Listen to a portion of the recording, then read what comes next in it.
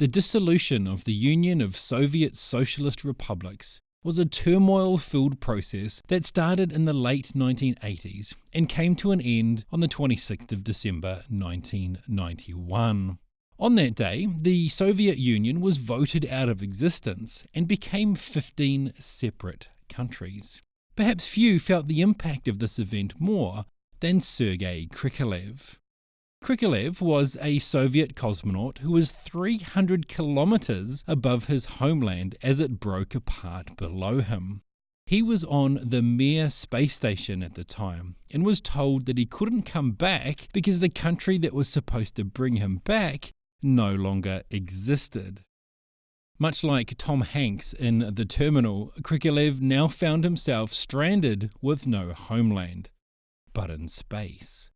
Back on Earth, the future of the space program was put in doubt. The launchpad for the mission was now located in a newly independent country called Kazakhstan, who saw the opportunity to make some money, so demanded enormous fees for Moscow to use the facility and to launch a mission to carry on the service of Mir and bring Krikalev back. Russia was going through an economic collapse as a result of the breakup and had to resort to selling seats on space flights in order to try and pay for those space flights. Here's the thing. The space station had a re-entry pod designed to get astronauts back to Earth. So Krikalev could have gotten and ejected back to Earth, but month after month he was asked if he could stay out there a little bit longer due to the lack of money to bring him back. No one wanted to pay for the responsibility. Krikalev, as I guess you would say a true team player, kept agreeing to stay up there. I wondered if I had the strength to survive to complete the program. I was not sure, said Krikalev. He faced not just mental strain from the extended trip, but also many physical effects. Muscle atrophy, radiation, cancer risks, a weakening immune system. These were just some of the possible consequences of a protracted space mission. Ultimately, Krikalev's mission lasted twice as long as was originally planned.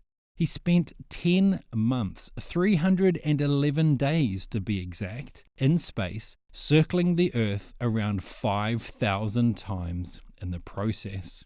Throughout this period, 2 missions went to Mir and back, but neither of them had space for another flight engineer. He finally returned to Earth on March 25, 1992, after Germany paid $24 million for Klaus Dietrich Flade to head to the station, a fellow flight engineer who could replace Krikalev. When he emerged from the landing capsule, his appearance was described as being pale as flour and sweaty like a lump of wet dough.